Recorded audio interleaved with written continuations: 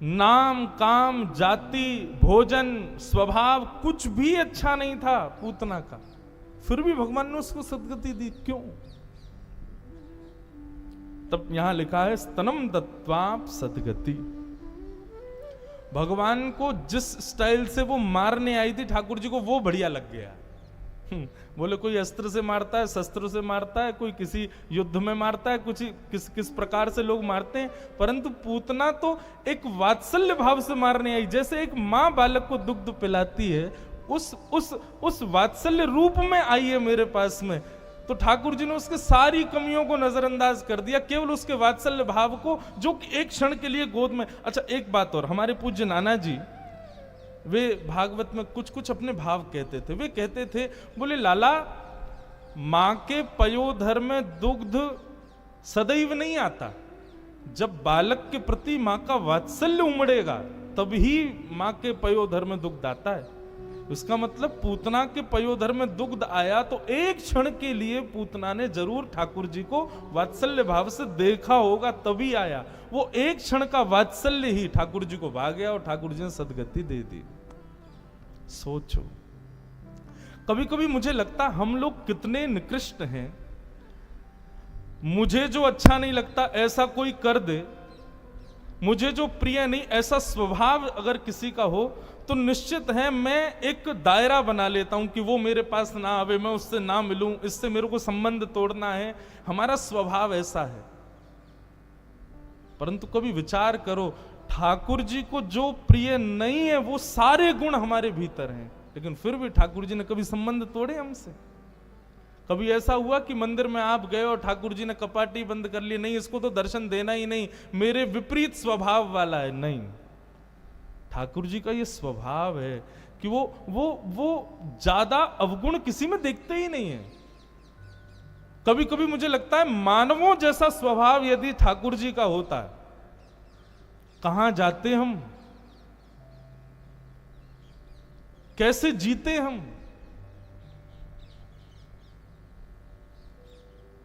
ठाकुर जी परम कृपालु, परम करुणामय है,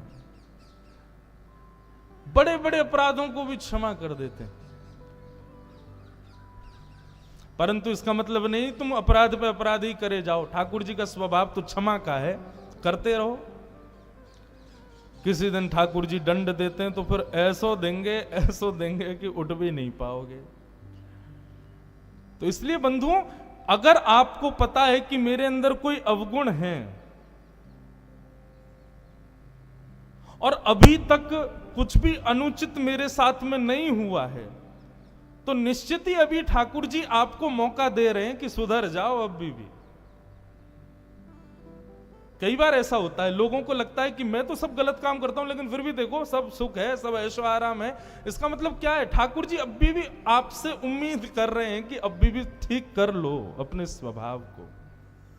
लेकिन उसके बाद भी व्यक्ति लगा रहता है, नहीं मानता, तो फिर ठाकुर जी दूसरे रूप में आते हैं, नृसिंह रूप में आते हैं। और फिर नृसिंह रूप जब धारण करते हैं ना, तब ब्रह्मा भी स्तुति करता है तो ठाकुर जी मानते नहीं, लक्ष्मी भी उनके सामने हाथ जोड़ के बैठती है, तब भी ठाकुर जी का कोप शांत नहीं होता है।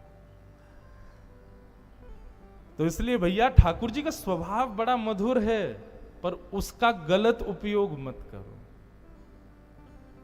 सुधर जाओ, समय है, अभी भी अपने अवगुणों को शांत करने का प्रयास करो।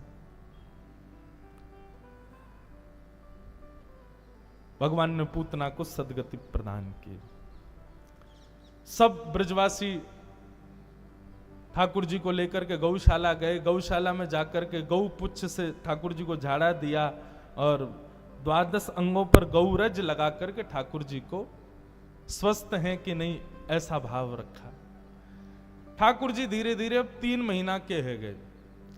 जैसे 3 महीना के भये तो महाराज ठाकुर जी ने पहली बार करवट बदली, और जैसे ही करवट बदली तो करवट उत्सव मनाया गया। पूरे ब्रजमंडल में नगाड़े बजने लगे। ब्रजवासी बोले, अरे भैया कहाँ भयो? बोले आज नंद जी के लाला ने करवट बदली है। बोले ओहो, जय हो, बधाई हो, ऐसे लाला करवट रोज ही बदलो करे। करवट उत्सव मनाया गया। सब ब्रजवासी नंद भवन जा रहे हैं बधाइयां ले ले करके। यशोदा मैया ने विचार कियो, लाला को सोवे को समय है गयो, सब ब्रजवासी आए करके कोई लाला को हाथ पकड़े, कोई गाल पकड़े। सो यशोदा मैया ने ठाकुर जी को एक बैलगाड़ी के नीचे कपड़ा बांध के वहां में सुवाए दियो। मैया जैसी दूर गई तो सक्टासुर नाम का दैत्य आया। सक्टासुर नाम का दैत्य जैसे ही आया तो भगवान ने देखा एकांत है, कोई है तो है नहीं। तुरंत ठाकुर जी ने अपना बाम चरण उठाया, लंबा किया और सकट में जैसे ही मारा, जो सकट कहते हैं बैलगाड़ी को, सकट पलट गई और सक्टासुर का वध हो गया। जोर की आवाज हुई तो सब ब्रजवासी दौड़े, देखा कि बैलगाड़ी उल्टी पड़ी है, सारे उस पे मटके फूटे पड़े हैं और मटकों से निकले घी दूध दही के बीच में नन्हे से मदन गोपाल बैठे बैठे करवट ले रहे हैं। यशोदा मैया ने आकर के गोद में उठाया, बोले इतनी बड़ी बैलगाड़ी कैसे गिर गई। इतने में एक छोटा सा लाला, एक छोटा सा बालक आया और आके बोलो मैया मैं बताऊं कैसे गिरी। बोले हाँ बता। बोले मैया ये तेरो नेक सो लाला है ना, जाने अपनो पाम ऐसे उठायो और लंबो कियो, इतनो लंबो कियो, इतनो लंबो कियो, ऐसे करके यानी जैसे ही बैलगाड़ी में मारी सोई बैलगाड़ी पलट गई मैया। मैंने अपनी आंखन से देखो। यशोदा मैया बोली यहां पे आइयो। जैसी पास गयो मैया ने एक दियो वा के गाल पे। झूठ बोले, तेरी मैया की उम्र क्यों मुंह ते मजाक करे हैं। नेक सो कोमल सो मेरो लाला, अपनो पाम लंबो करके बैलगाड़ी उड़ा देगो। बालक बोलो मैया मारे मत, तेरी सौगंध खा के कह रहा हूं, तेरे लाला नहीं बैलगाड़ी पलटी है। मैया बोली फिरते आ मेरे पास। झूठ बोले, मेरी सौगंध और खावे। सुखदेव जी कथा कहते कहते जोर से हंसने लगे, नेत्रों से प्रेमाश्रु गिरने लगे। बोले परीक्षित अप्रेमयम बलम तस्य वाल कस्य नते विदु। बालक सच बोल रहा है, लेकिन यशोदा मैया का प्रेम स्वीकार नहीं कर रहा है। प्रेम का एक सूत्र दे दिया कि प्रेम में प्रेमी के अद्भुतताएं स्वीकार नहीं होती। प्रेमी चाहे कितना भी अद्भुत हो जाए, लेकिन दूसरा प्रेमी सदा उसको सहज भाव में स्वीकार करता, उसको उसके अद्भुतताओं पर कभी नहीं रीझता। बेटा डीएम बन जाए, एसडीएम बन जाए, नेता बन जाए, लेकिन जब घर आता है ना, माँ का तब भी मन होता है कि ये मेरो लाला है, मेरो बालक है, मैंने इसको चलना सिखाया, बोलना सिखाया। अब हम हैं, पूज्य महाराज जी हैं, हम लोग अब कहीं भी जाते हैं तो निश्चित है सब लोग प्रणाम करते हैं, वंदन करते हैं, पर इन सबसे परे जब अपनी माँ के पास जाते हैं, हमारे साथ तो होता है, आज भी महाराज जी के संग भी होता ही होगा, माँ का भाव तो ये रहता है कि मेरे पास बैठ जा, आजा, थोड़ी देर आराम कर ले। हम 1.5 2 महीने बाद कथा करके जाते हैं तो मैया के बहुत बन गए हो महाराज, चल अब बैठ जा, नेक देर मेरे पास बैठ, मेरे हाथ से भोजन कर ले, चल आजा। माँ कभी आपको आपके श्रेष्ठ रूप में स्वीकार नहीं करती। ये प्रेम का स्वरूप है बंधुओं। प्रेमी सदैव आपके स्वभाव पर रीझता है, आपके प्रभाव पर नहीं।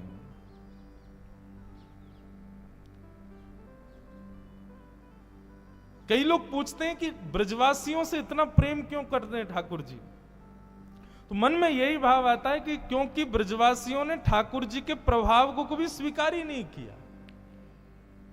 आज प्रसंग आएगा कथा में, ठाकुर जी ने 7 कोस लंबे चौड़े गिरिराज जी अपने बाम हस्त की कन्नी उंगली के नख पे धारण कर लिए। सब ब्रजवासी ने जाके अपनी अपनी छड़ी लगा दी। ठाकुर जी बोले जे कहा कर रहे हो भैया। बोले लाला हम छड़ी लगा रहे हैं, तू अपनी उंगली नीचे कर ले, गिरिराज जी को हम साध लेंगे। ठाकुर जी बोले अच्छा। 21 किलोमीटर लंबे चौड़े ऊंचे गिरिराज जी तुम्हारी छड़ी इन पर रुकेंगे? ब्रजवासी बोले तो लाला तेरी नेक्सी सी उंगली पर टिक जाएंगे? बोले मेरी उंगली पर ही टिक रहे हैं ये, तुम्हारी छड़ी इन पर ना टिक रहे। ब्रजवासी बोले चल चल बात मत बनावे लाला, तू उंगली नीचे कर ले, हमने छड़ी लगा दी, गिरिराज जी टिक गए। ठाकुर जी बोले अब तो विश्वास कर लो। बोले हमें विश्वास ना है लाला, ये तो हमारी छड़ी पे ही टिक रहे हैं। ठाकुर जी बोले तो हम अपनी उंगली हटा रहे हैं। बोले हटा ले। जैसे ही ठाकुर जी ने नेक उंगली नीचे करी, सोई महाराज विशाल गिरिराज जी महाराज नीचे आने लगे, सबकी छड़ियां टूटने लगी। अरे लाला संभाल संभाल संभाल। सोई ठाकुर जी पुनश्च खड़े हो गए। अब तो दूर दूर तक कोई सपोर्ट ही नहीं है, अकेले ठाकुर जी खड़े हैं।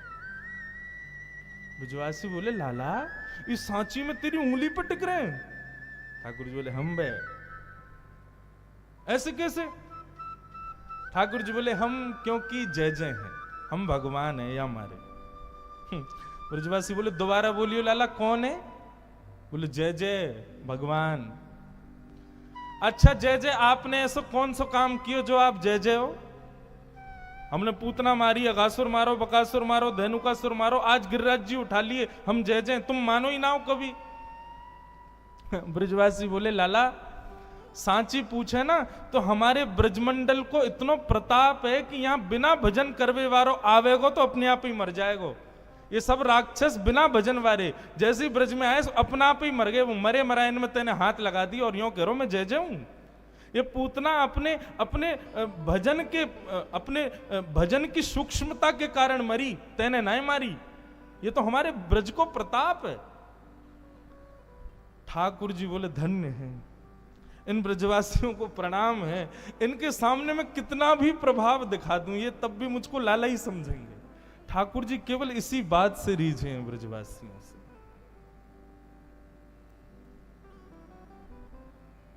प्रेम में प्रभुत्व नहीं होता, प्रेम में प्रभाव नहीं होता, प्रेम में विशेष आपके आकर्षण के केंद्र बिंदु नहीं होते। प्रेम में तो आप जैसे हो वैसे स्वीकार हो, और वो ब्रजवासियों ने दिया है ठाकुर जी को।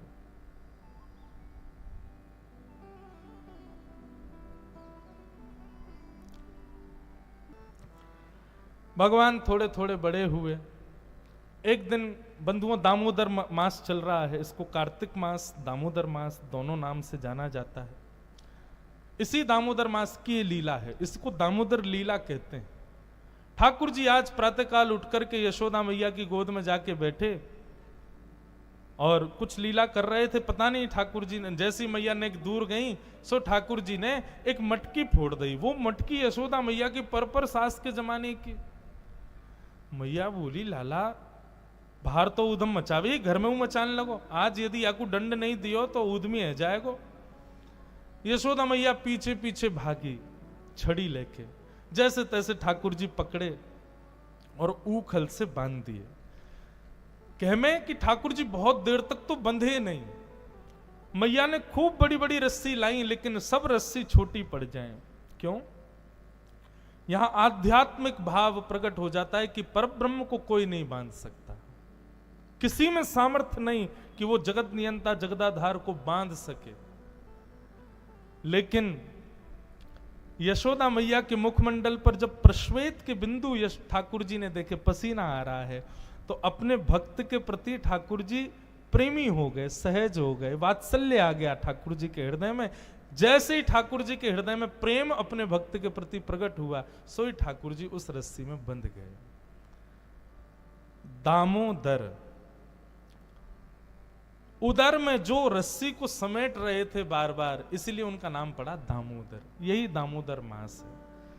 तो ये दामोदर मास इसलिए श्रेष्ठ माना जाता है कि इस मास में ठाकुर जी अपने भक्त के सहज सरल प्रेम पर भी मोहित हो जाते हैं और उसके अधीन हो जाते हैं, उसके भाव में बंध जाते हैं। इसलिए इन दामोदर मास में की गई भक्ति साधना, और सबसे बड़ी बात बंधुओं प्रेम साधना, ठाकुर जी उसको स्वीकार करते हैं। इसलिए दामोदर मास बहुत श्रेष्ठ है।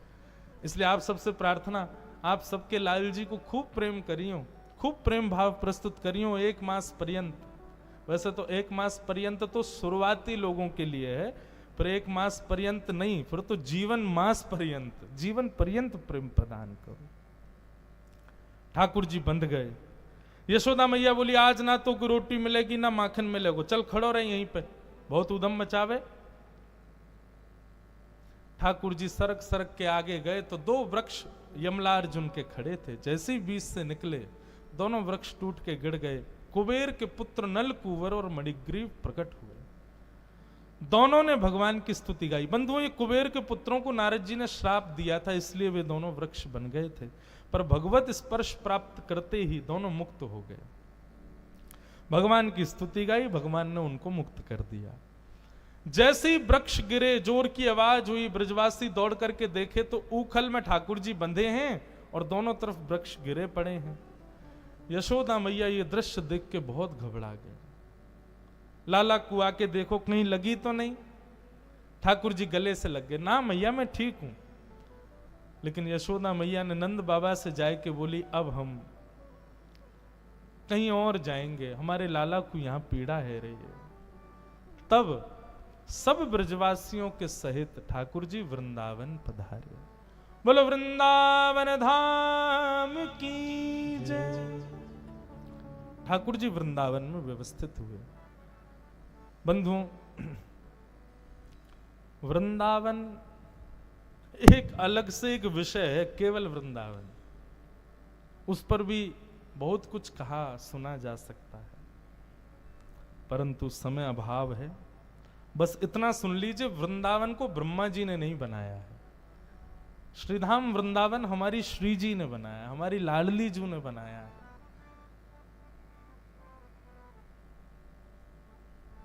वृंदावन के कई अनंत रसिक जन सब भाव व्यक्त करते हैं। इसलिए मैं एक वृंदावन रसामृत करके एक पद बनाया, मैं गाता हूं हमारे वृंदावन के सप्त निधियों को प्रणाम करने के लिए।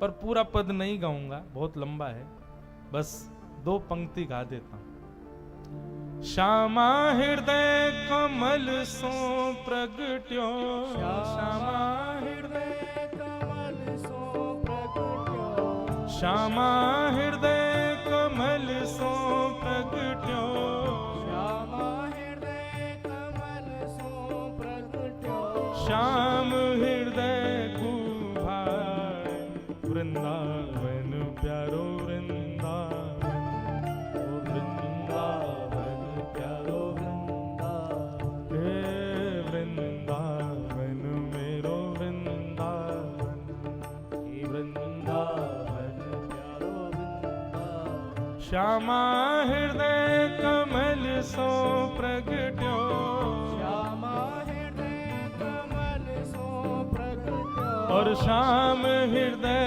कुभार, वृंदावन प्यारो वृंदावन,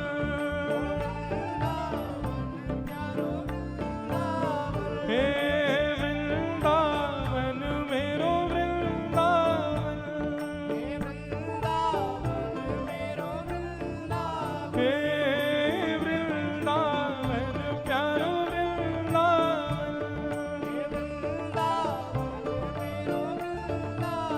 ओ वृंदावन प्यारो वृंदावन।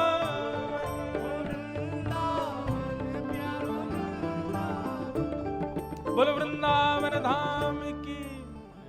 हमारे वृंदावन में सप्त निधि बताए जाते हैं। गोविंद देव जी, गोपीनाथ जी, मदन मोहन जी, राधा रमण जी, राधा वल्लभ जी, बांके बिहारी, युगल किशोर, उन 7 निधियों को इस पद में प्रणाम किया गया है। पर अभी समय अभाव, कल सुनाएंगे पूरा पद। तो वृंदावन पहुंचे। बंधुओं, वृंदावन के विषय में श्रीमद् भागवत जी में एक ऐसा शब्द है जो अन्यत्र कहीं भी ठाकुर जी गए वहां के लिए ये शब्द प्रयोग नहीं किया। वृंदावनम संप्रविश्य सर्वकाल सुखावहम। ये सर्वकाल सुखावहम मतलब ठाकुर जी द्वारिका भी गए हैं, ठाकुर जी अन्य अन्य स्थानों पर भी गए, परंतु वृंदावन आकर के सर्वकाल सुखी। जैसे हमारा ऐसा बात होती है ना, बस ये हो जाए जीवन में और कुछ नहीं चाहिए, ऐसे ठाकुर जी का भाव है कि केवल हमको वृंदावन मिल जाए, हमको और कुछ नहीं चाहिए। इतना प्रिय है ठाकुर जी को श्रीधाम वृंदावन। वृंदावन आकर के ठाकुर जी ने अनेक लीलाएं की, अघासुर आदि का वर्णन किया। भगवान ने वन भोज के द्वारा ग्वाल बालों के साथ में सुंदर लीला की।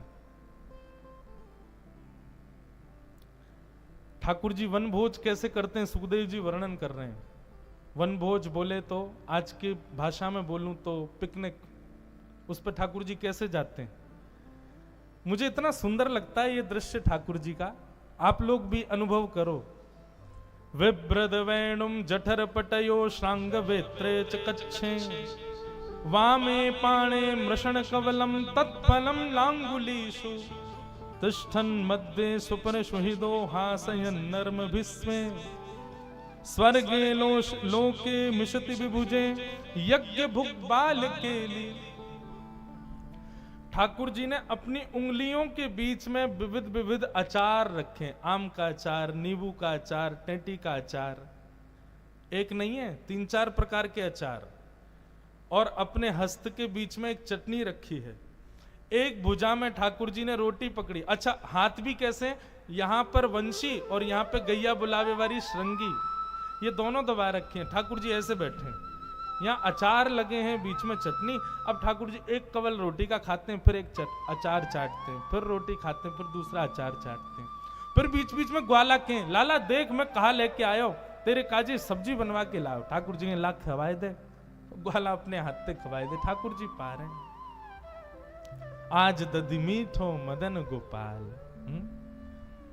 इस पद में महाराज जी एक बहुत सुंदर भाव, जो वो जो नहीं पायो सुनो मेरे भैया, मेरी हथेली चाट। ठाकुर जी दही बांट रहे हैं सब ग्वालन को, तो कछु ग्वाला ऐसो भाव आवे, कछु ग्वाला पीछे खड़े वो उनको नहीं मिली, वे ग्वाला उदास है गए, बोले लाला हमको तो दही मिली ना, आगे बारी इनको सबरी मिल गई। सो ठाकुर जी ने कहा कियो, मटका में अपना पूरा हाथ घुमाए के कही, बोले जो नहीं पायो, जिन जिन को दही नहीं मिलो, सुनो मेरे भैया, लो मेरी हथेली चाट, मेरी हथेली आके चाट लियो। कोई एक उंगली चाट रहो, कोई ठाकुर जी के अंगूठा को चाट रहो, कोई यहीं हाथ से चाट रहो। अब ये दृश्य देख करके ब्रह्मा ने कहा ये भगवान नहीं हो सकते,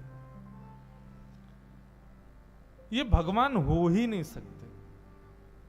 हम इतना आचार विचार, हम इतनी पवित्रता का ध्यान रखते हैं, मंदिर में जाने से पहले हाथ धो, पैर स्वच्छ, वस्त्र शुद्ध होने चाहिए, आदि आदि, और ये ठाकुर जी हैं अपनो हाथ दे दियो, ग्वाल बाल सबरे हाथन को ही चाट रहे हैं, एक दूसरे को झूठो ही खा रहे हैं, ये भगवान है।